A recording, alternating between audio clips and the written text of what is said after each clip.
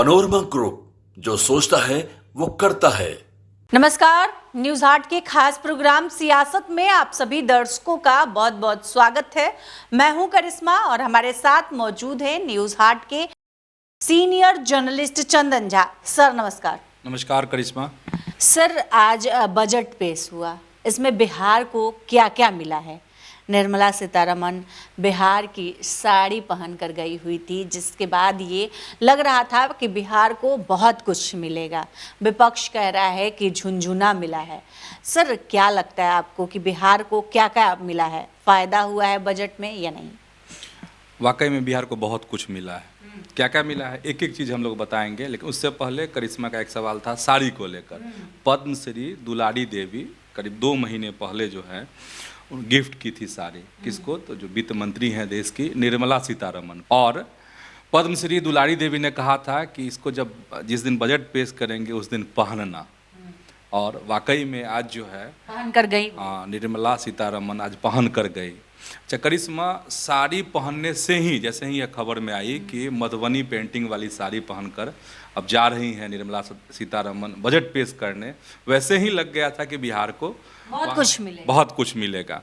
अच्छा मिला भी है, मिलने पे आते हैं, लेकिन उससे पहले साड़ी पहनना, गिफ्ट में मिलना, ये क्या संकेत करता है, इसको थोड़ा समझना पड़ेगा। 1-2 लाइन में बताते हैं। ये सामान्य चीज़ है। वित्त मंत्री हैं, प्रधानमंत्री है, वो लोग जहाँ भी जाते हैं तो इनको तमाम तरह की चीज़ें सौगात में मिलती हैं। यह सौगात मिली थी बिहार से उनको। इसमें एक कमिटमेंट झलकता है। कमिटमेंट ये है कि कोई आपको गिफ्ट देता है और कहता है कि आप फलाने दिन इसका इस्तेमाल कीजिएगा। उस दिन आप अगर आप उसका इस्तेमाल कर, जैसे कि वित्त मंत्री इस्तेमाल की, साड़ी पहनी, तो इसका मतलब कमिटमेंट हुआ। इसके माध्यम से मोदी की सरकार ने यह दिखाने की कोशिश की है, वित्त मंत्री ने यह कोशिश की है कि हम जो कहते हैं वह करते हैं।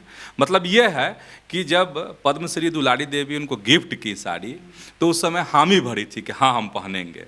तो आज वह पहनी साड़ी, वही साड़ी पहन करके बजट पेश की। तो ये अपना एक कमिटमेंट, तो इस कमिटमेंट को वह पूरा की। इसके माध्यम से पूरी बिहार की राजनीति को साधने की कोशिश हुई है।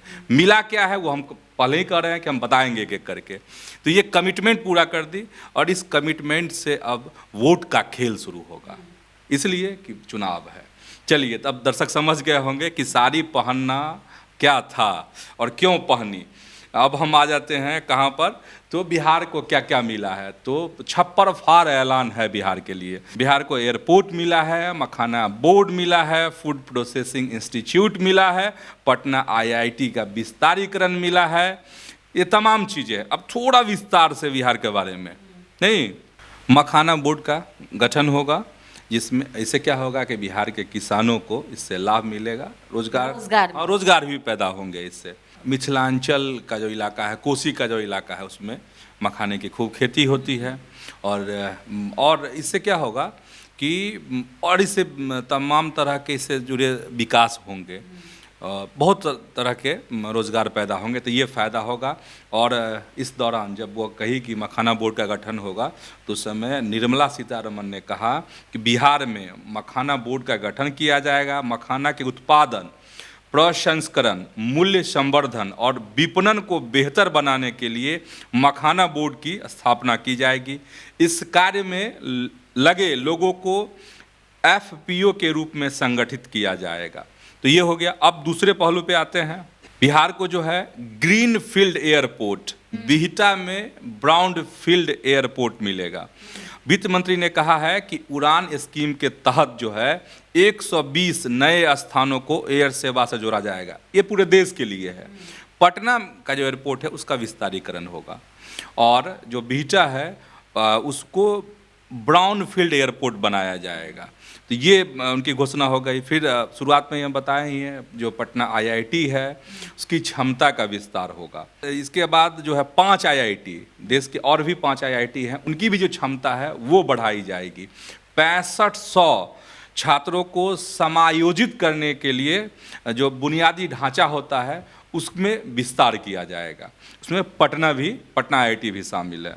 अब आते हैं, फूड प्रोसेसिंग संस्थान की स्थापना होगी बिहार में, और वित्त मंत्री बिहार में राष्ट्रीय खाद्य प्रौद्योगिकी उद्यमिता और प्रबंधन संस्थान की स्थापना करने की घोषणा की है। और वित्त मंत्री ने कहा है कि इससे क्षेत्र में खाद्य प्रसंस्करण को बढ़ावा मिलेगा। वित्त मंत्री ने अपने बजट भाषण में कहा है कि पूर्वोदय के प्रति अपनी प्रतिबद्धता के अनुसार हम बिहार में राष्ट्रीय खाद्य प्रौद्योगिकी उद्यमिता एवं प्रबंधन संस्थान की स्थापना करेंगे। यह संस्थान पूरे पूर्वी क्षेत्र में खाद्य प्रसंस्करण गतिविधियों को बढ़ावा देगा। इससे किसानों की आय में वृद्धि होगी क्योंकि उनके उत्पादों का मूल्य संवर्धन होगा। और भी तर्क दिया है वित्त मंत्री ने कि इस इंस्टीट्यूट के खुलने से बिहार में क्या होगा। तो उनका दूसरा तर्क ये है कि युवाओं में जो है कौशल का विकास होगा, उद्यमिता और रोजगार के अवसर बढ़ेंगे। ये हो गया।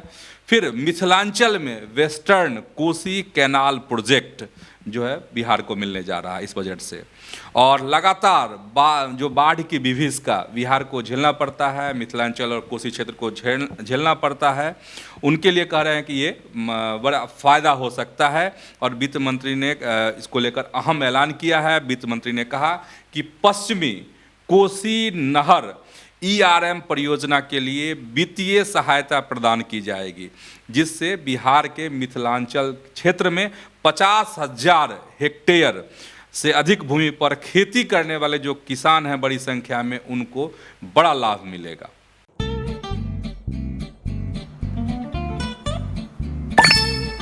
चलो इसको रोकते हैं। रुको रुको, गाड़ी साइड में लो। आरसी और लाइसेंस दिखाओ। बिना आरसी और लाइसेंस के गाड़ी नहीं चला सकते। अरे सर, ये यू बाइक्स है, इसको आरसी लाइसेंस और पीयूसी नहीं लगता। अरे वाह।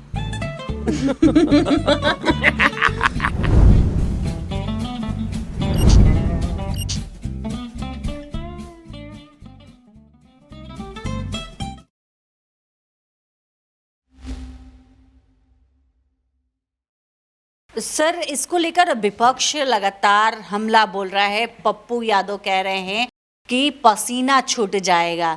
इसके बाद तेजस्वी यादव कह रहे हैं कि झुनझुना मिला है। रोहिणी आचार्य भी सर बहुत कुछ बोल रही हैं बजट को लेकर। विपक्ष सम्राट चौधरी काफ़ी खुश है बजट से।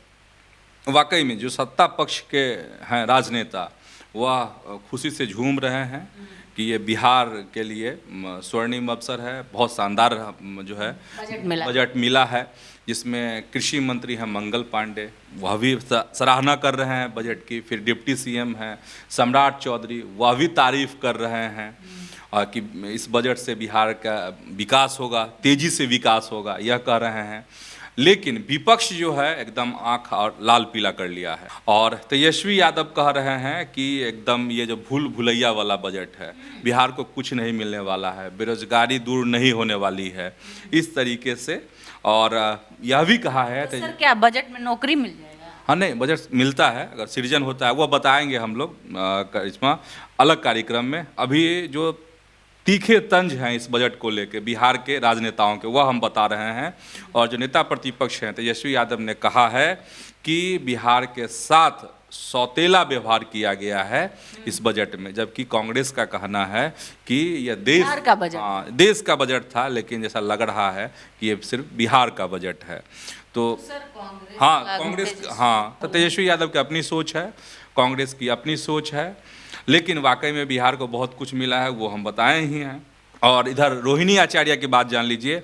रोहिणी आचार्य कह रही हैं कि इससे रोजगार का सृजन नहीं होगा, बेरोजगारी का सृजन होगा। एकदम तीखा तंज है मोदी सरकार के इस बजट पर। इधर निर्दलीय सांसद हैं पप्पू यादव, वह कह रहे हैं, जो इनकम टैक्स में छूट की बात कही जा रही है कि 12 लाख तक पर कोई टैक्स नहीं देना होगा, उसी को लेकर कह रहे हैं अभी ठहर जाइए, रुक जाइए, पहले बिल तो आने दीजिए, बाप करना पड़ जाएगा छूट लेने के लिए। तो ये वाकई में थोड़ा इंतजार तो करना पड़ेगा। छूट जो स्लैब बन रहा है, क्या स्लैब होगा, कैसे छूट मिलेगी, इस पर अब सबकी नज़र है।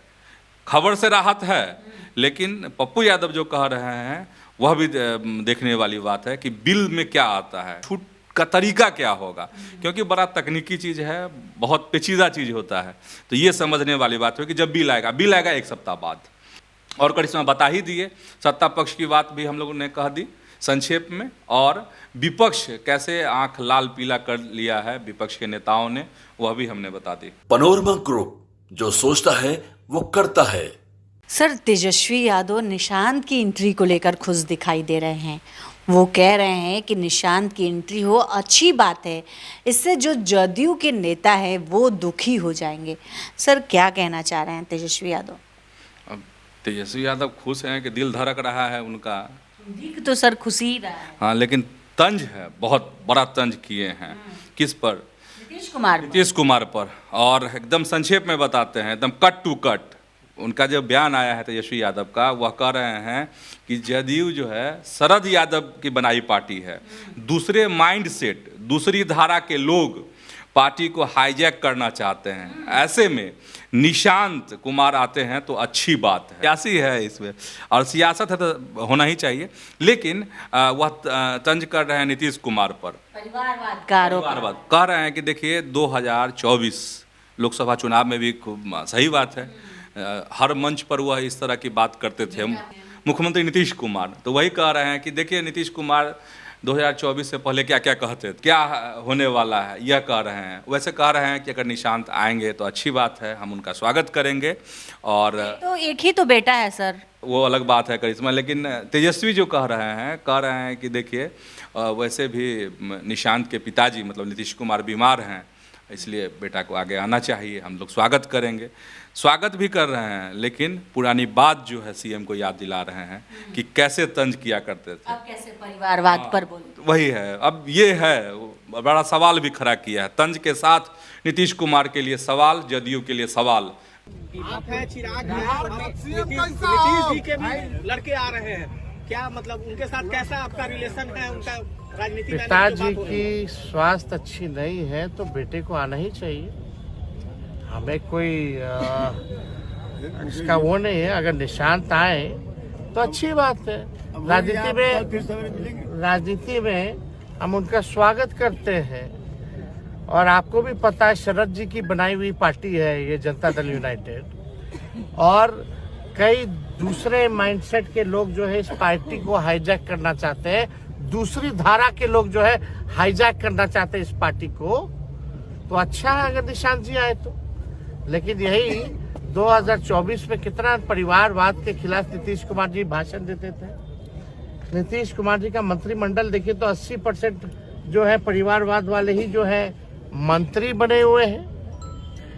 तो आए अपना उसमें क्या संघर्ष करें। अब इन सवालों का जवाब कैसे जदयू की तरफ से आता है, उस पर हम लोगों का ध्यान रहेगा।